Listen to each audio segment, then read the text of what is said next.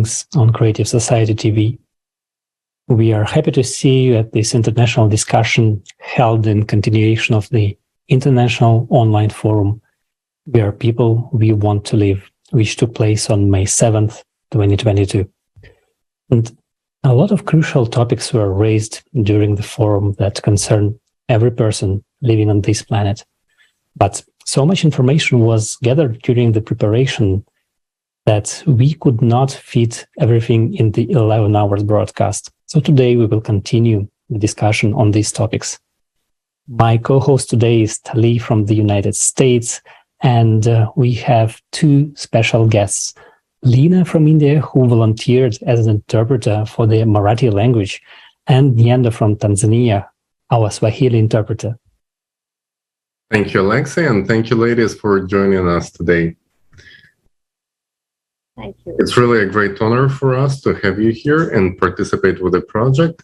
And thank you for sharing. First of all, I would love to hear your impressions about the forum.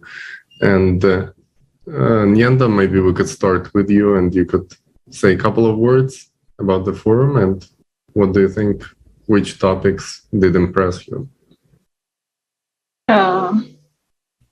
I think about the forum, it was good because it's tried to narrate the real story, what is happening now to the globe. It was not like the abstract, because many scientists give us the abstract issues, but most of the issues have been really reality. So that is the good impression for me, because we stopped just making climate change as history, and it's been in a view of the reality. Thank you so much. Yes, indeed. Many scientists did present the information that we couldn't otherwise see on mainstream media because it's not a part of news agenda. And specifically, one thing that's very unique is how volunteers of the Creative Society put together all small pieces of data about climate change in different parts of the world and taken the comprehensive approach to really studying the climate change. I don't know anyone else who's doing anything like this in the world today. Thank you. And now, Leena, let's proceed to you as an interpreter as well. Maybe you could share your impressions and how was it for you? What was your experience like?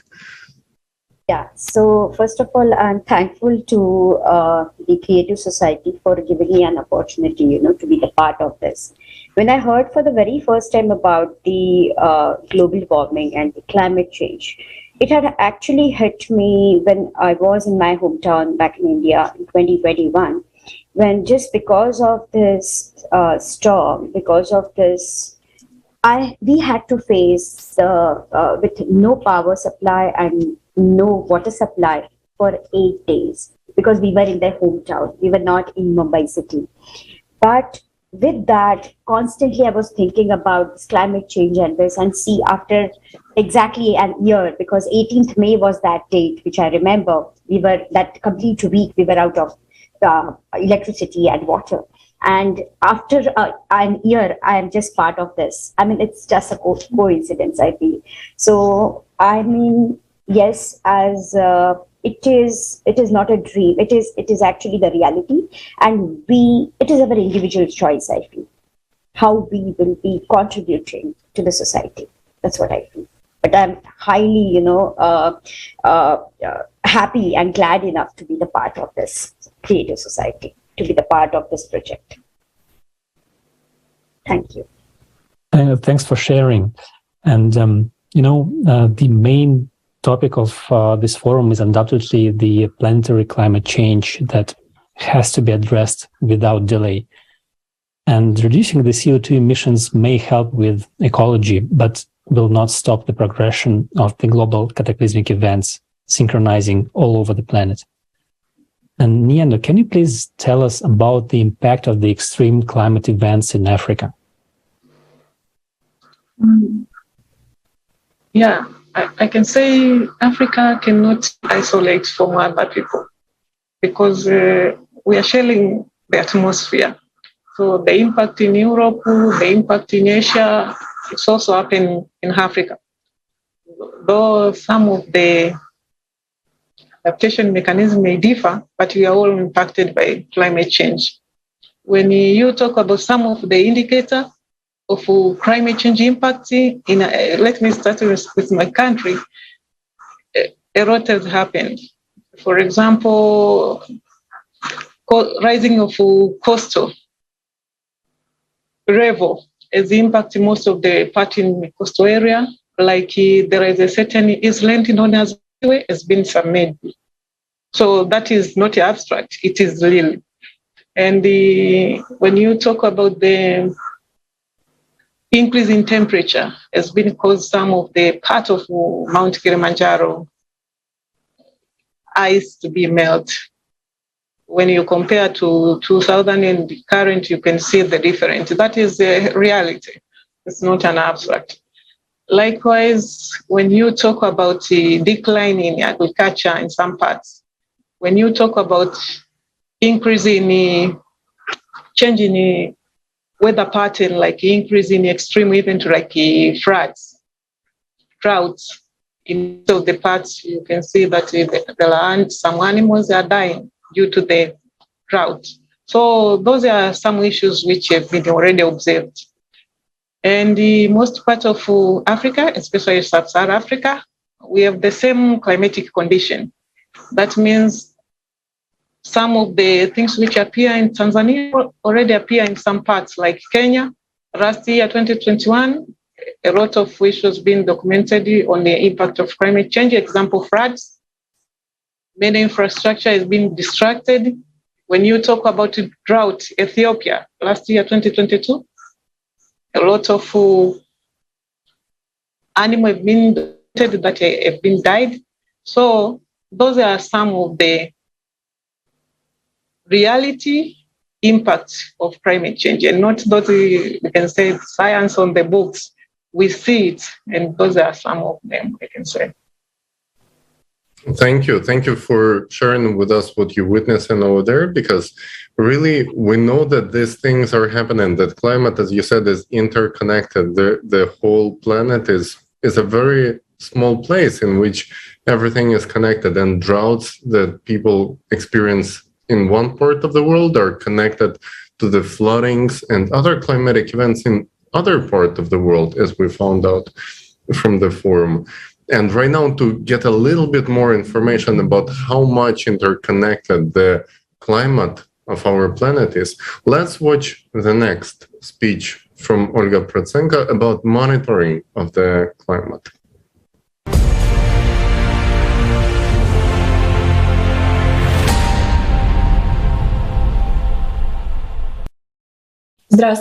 Hello.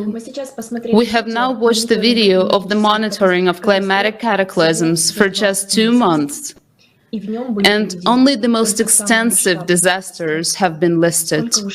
How many lives have already been lost in these 2 months? A huge international team of volunteers from all over the world worked hard to prepare this video.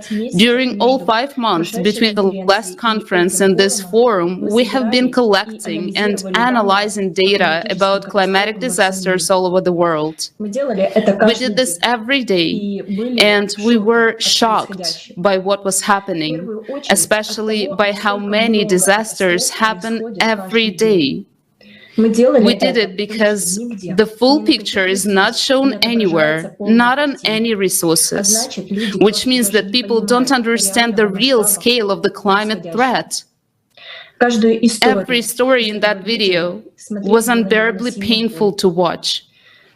But my team and I continued to collect these stories on New Year's Eve and just through the nights, when getting up for work in the morning, and some continued to collect data even during the war, while being in shelters during the bombing. We did this because we understood how serious the climate situation on the planet now is.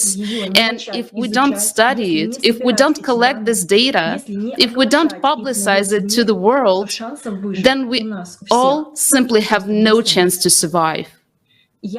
I'm not a climatologist, but even I didn't have to put much effort into seeing that the scale of climate disasters has increased dramatically over the past 5 months. Our team of analysts has prepared statistics on this increase in climate catastrophes, and now I will share a small part of it. Storms. In Europe alone, the average annual number of storms since 2000 to date has increased 16.5 times. The number of powerful, destructive Category 3, 4, and 5 hurricanes has increased by 30%. Moreover, they now go farther inland, bringing gigantic amounts of precipitation with them. In the USA, tornadoes usually rage from April to October in a certain area. Usually, but not now. Over the past 5 months, 2 non-seasonal months, December and March, have broken all records for the number of tornadoes. In the 5 months of monitoring, according to the most conservative estimates, more than 300 floods occurred in 82 countries around the world, and that's just the most extensive ones. Precipitation in Bolivia in December exceeded the historical maximum 7 times. In Spain only, for the last 2 months, precipitation was more than the annual norm. In South Africa, the semi-annual amount of precipitation fell in 2 days. There have never been such contrasts in natural disasters. The heaviest snowfalls are replaced by fires. In the United States alone, the number and area of wildfires are already well above the norm, even before the start of the fire season. There is no fire season as such anymore either. Catastrophic droughts are replaced by equally catastrophic floods. The number and duration of droughts on Earth has increased by almost 30% in 20 years. Sand and dust storms have become more frequent and, most importantly, more intense and longer lasting. Abnormal heat waves are also increasingly covering the planet. In Antarctica, minus 12.2 degrees Celsius was recorded. This temperature exceeds the average by almost 40 degrees Celsius. In the United States, for example, the temperature dropped from plus 15 to minus 14 degrees Celsius in just a day. And that is happening everywhere.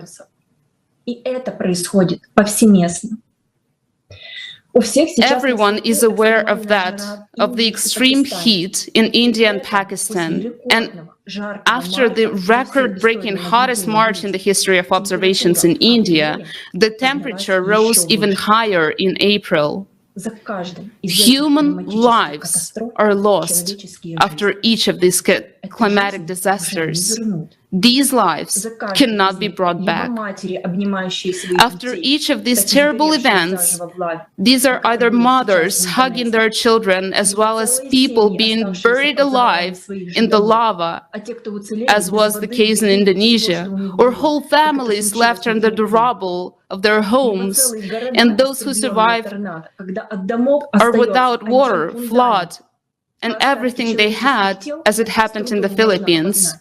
Or entire cities wiped out by tornadoes, with only the foundations of houses left, and the remains of human bodies that barely identifiable. There is really a full-scale war going on. The only enemy we have in this war is the climate. To survive this war, we must unite all of humanity and work night and day on technologies that can defeat this enemy. But first, we need to open our eyes and recognize the scale of the catastrophes and the fact that we can delay no longer. For 40 years, we have been told that the cause of climate change is anthropogenic CO2. We're spending hundreds of billions of dollars to solve this problem. But why isn't it getting better? Why do people keep dying? Why are so many families left just on the streets, without basic things to survive, without water and food? How has our planetary fight against CO2 helped these people? Yes, CO2 is on the rise. We don't deny it.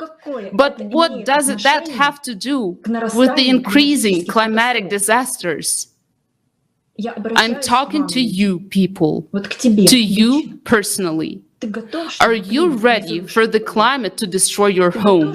Are you ready for your child to be swept away by a flood that comes out of nowhere? Are you sure that it won't affect you? Do you think those people whose stories we watch today are any different from you? Do you think they were ready? Are we ready? Because we will face cataclysms of even greater power than in the last 5 months. The destructive power of cataclysms grows every day, and we as society do not even study this problem at a proper level. Our science is busy with something completely different, and we are wasting precious time. But these are our lives. Be sure that literally very soon, if not a tornado will come to your house, then a flood, an earthquake, or a typhoon. And this natural disaster will spare neither your life nor the life of your loved ones. And in the creative society, this will never happen. Because by combining the scientific potential, we will create technologies with which the climate will no longer be the threat to us. That is why it is now so important that each person actively informs about building the creative society.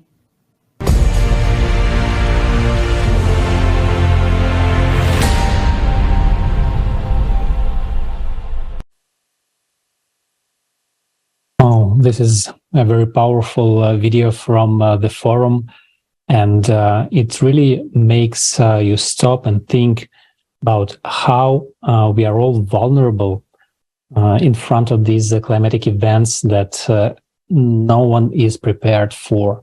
And Leena, we know that India wasn't spared by the climate either in the last months as well. Can you tell us more about the situation in your country?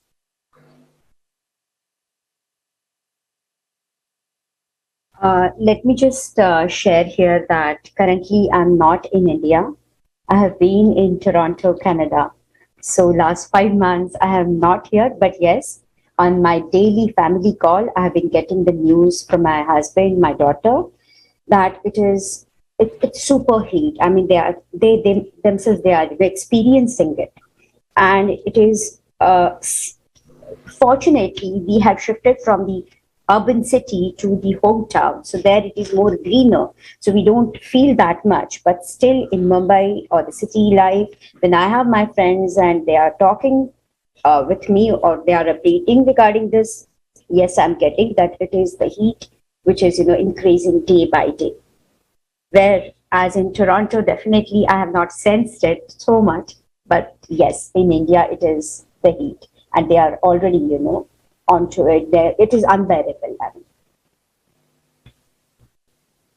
Yes, we've all heard about this tremendous amount of heat recently. And prior to that, it's also, we get in this news about floodings and different things. And we see how much often and how much more severe it becomes in different regions of the world. And the heat wave that affected India, it's also not only India, because climate doesn't have borders. And we see that all around the world, it's a very strange weather patterns which don't fit the previous, the ways it used to be, like previous models not working anymore. And this is why we're talking about unity of the whole scientific potential, because to figure out how it works these days, we can only all together. And now let's switch gears a little bit and talk about the part that affects our lives so much. And this topic has such a big impact, but many people don't even consider that it's also connected to the way we treat our planet, the way we affect ecology, and ultimately the way it affects our lives. It is the topic of fashion, and anyone who has seen the forum, Global Crisis, Where People We Want to Live, there was this amazing video which shows how much inhumane the fashion industry is to the people, and we are wearing these clothes which cost human lives. The price of it is not just a price tag in the shopping mall. Sometimes on the sale, the price of these goods, which in huge amounts are being so often destroyed by the end of the season without even going on sale, right? The price of this is cost of how much human life costs. It has no value. You cannot value it. It should be the highest value in our civilization. But we don't even know in what kind of inhumane conditions people have to work sometimes just to produce it, because simply to make enough to survive the day. Leena, could you please tell us more about this topic from your knowledge? Thank you. So let me just put it in this way, that my temptation for clothes has been replaced by the awareness. Now, fortunately, the thing is, before 2 years, somehow I felt like giving up all my Indian sarees and dresses and Western clothing, everything, almost around 68, 69 dresses, and I just gave them. I don't know why. But in 2020, this thing happened. And today, I'm so much proud of myself. After being the part of the forum, I mean, I'm so correct. I'm on the right path that yes, it was an insight before 2 years, but now it is that step which I have taken by being the part of the forum. So after interpreting it in Marathi language, what I found is, I'm going to share that, is that the production of clothing is the world's second largest industry in terms of slavery, number one. The second is the Rana Plaza event, which happened, and it took around 1,000 plus lives. I mean, in pursuit of happiness or this temporary happiness, what are we doing? Are we seriously the conscious human being? Are we aware of it, what we are doing? Next thing happens is like 20,000 liters of water it takes for just creating or manufacturing a pair of jeans and t-shirt. Oh my God. And if we just calculate 2 liters per day for a normal person, it will be 27 years, enough water. And that's how I went a little bit, in searching and doing the research on that. It came into existence that these marketeers are, really impressive enough to work subconsciously on our minds, to work that, yes, you need it. You need that stuffing, you need those clothing, and that's an addiction. It creates serotonin, it creates the temporary happiness, and we go in search of that, we go chasing that. And that's how, after the forum, I have taken a very bold decision that I am not going to buy a single clothing till my last breath. I have to keep myself fit. I don't have to be obese. That's the number one. But yes, I will do that. And I will keep myself fit so that I won't require any new clothing. And that's but sure. That's how I can, contribute to the society. And I'm really, really thankful enough for the Creative Society for bringing this awareness, which had that journey, unintentionally it started 2 years before by giving up all those clothings. And this minimalism, this has come in, I have applied this in my life. So the new trend, or what is in, is it is called as a new rich. A new rich is the minimalism. It's the minimum, needs, and that's how you want to contribute to the society. And I'm happy that I'm the part of this, and I'm really happy of this awareness and the action which I have taken. I've been talking with most of the people here in Canada, as well as my Indian friends. to go to creative society and actually observe and then take a decision whether you want to be a part of this or not. It's completely an individual choice. That's what I feel.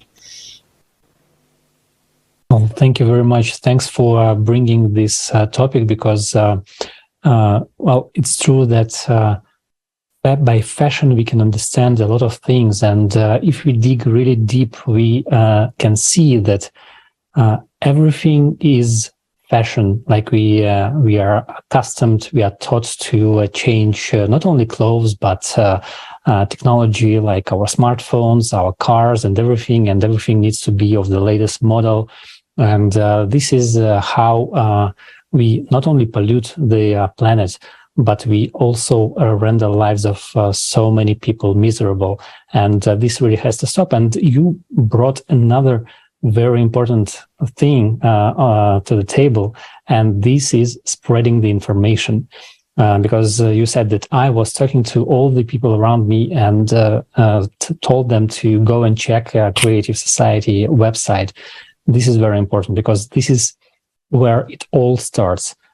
We start by talking to other people, because not a lot of people even allow themselves to think that we can change the world we live in today.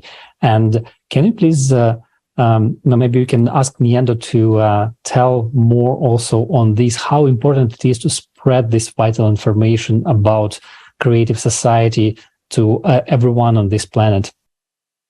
Yeah, I think this information, if reach more people, there will be a lot of changes, because we can act on climate changes through individual, and then you can come to the community, because issues of lifestyle, issues of planting tree, or of managing the waste, is actually an individual. So when we manage to do so through Creative Society, when we create such community or such kind of people who can value their environment rather than their personal value.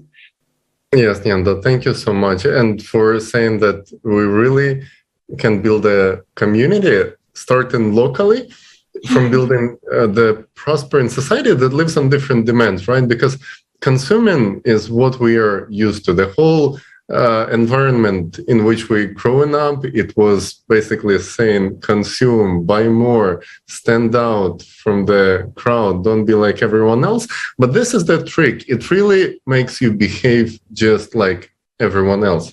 And being different is taking actions, exactly like what Leena said, this simple example, right? By sharing, by giving, right? How can you switch from consuming into creativeness? By giving, just like how much do people really need? Recently from Eastern Europe, so many of our friends became refugees and experienced on their own skin what it's like to leave your country with nothing except your backpack and what you have on yourself, just a pair of jeans and some shirt.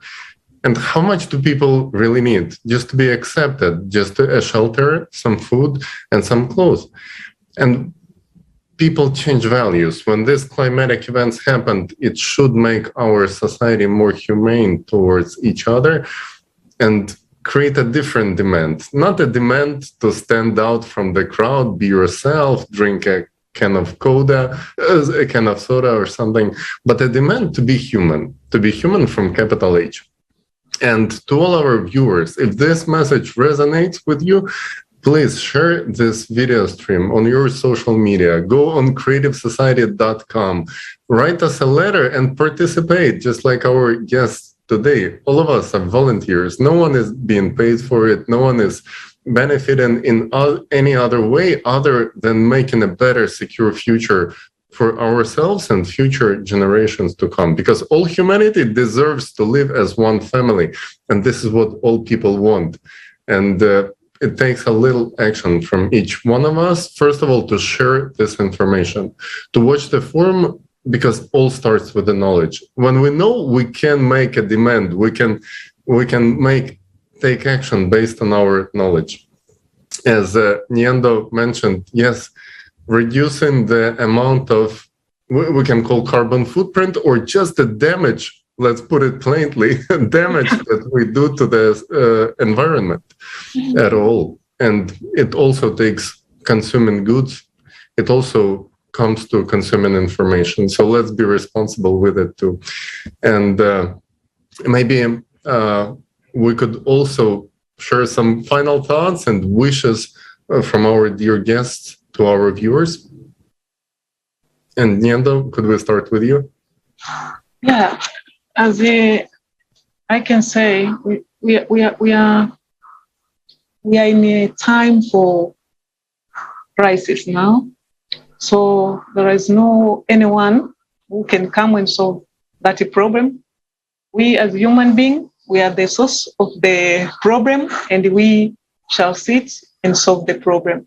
And I think it's time now to tell the truth rather than hiding the information that climate change is our enemy.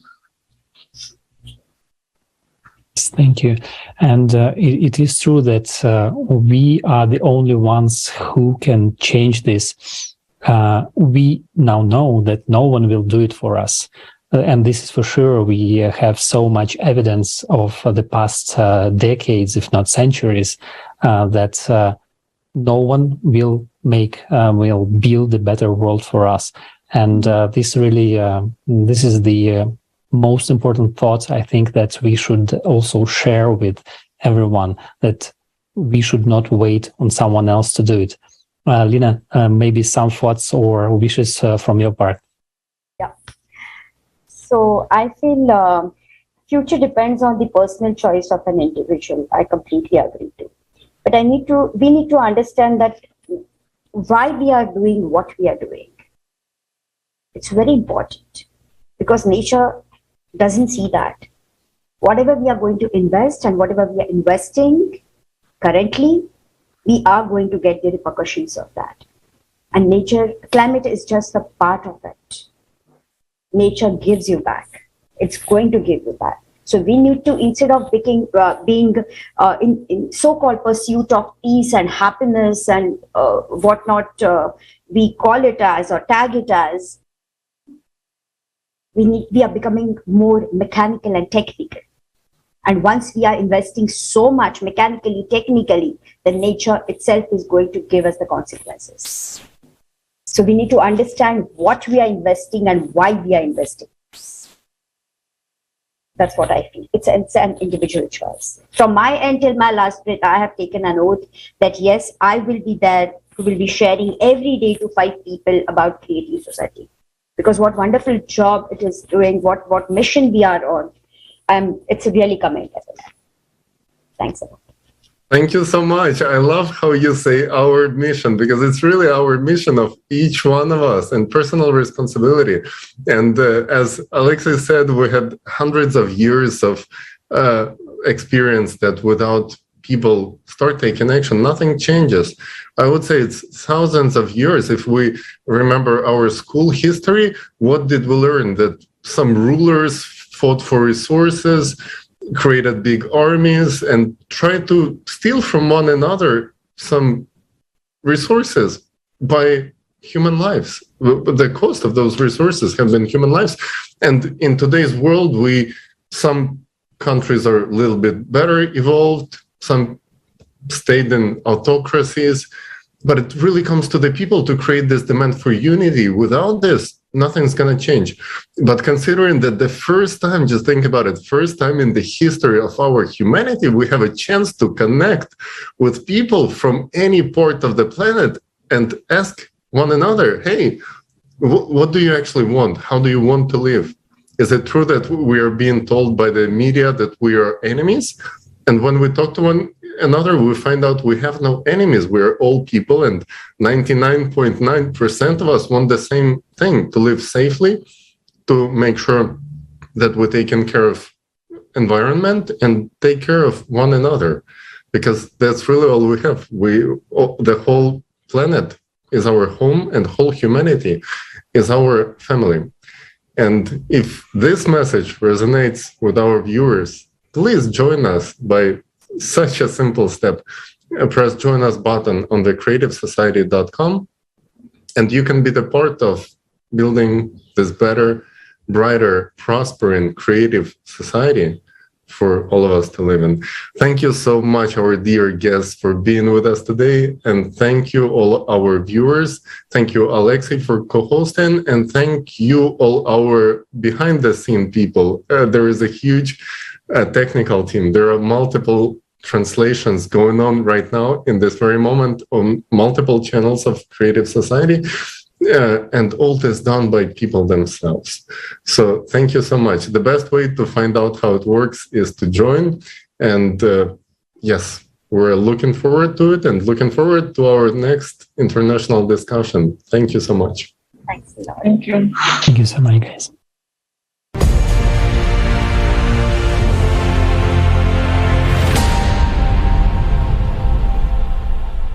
Do you know that people stopped being silent?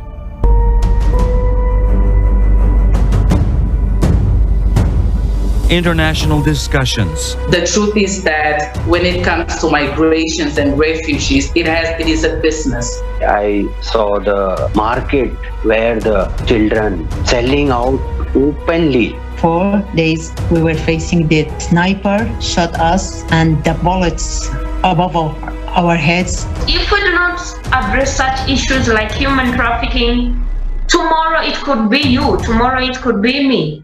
Politics is driving the science, not the science driving the politics. Many people want I stop to talk, but I say no. This reality can affect and can take your life anytime. People are losing everything. $270 trillion.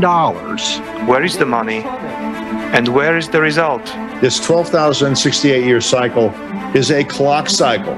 All these problems that we're facing right now, you cannot tackle alone. Thank goodness we have the Creative Society to choose human life over currency. We're living in one big home, and if this big family fighting with each other, destroying walls of the home, tomorrow we will find ourselves in the streets without a roof, without the families. From every corner, we can actually hear that it is not economically beneficial. But the question is, economically, it is not beneficial for whom?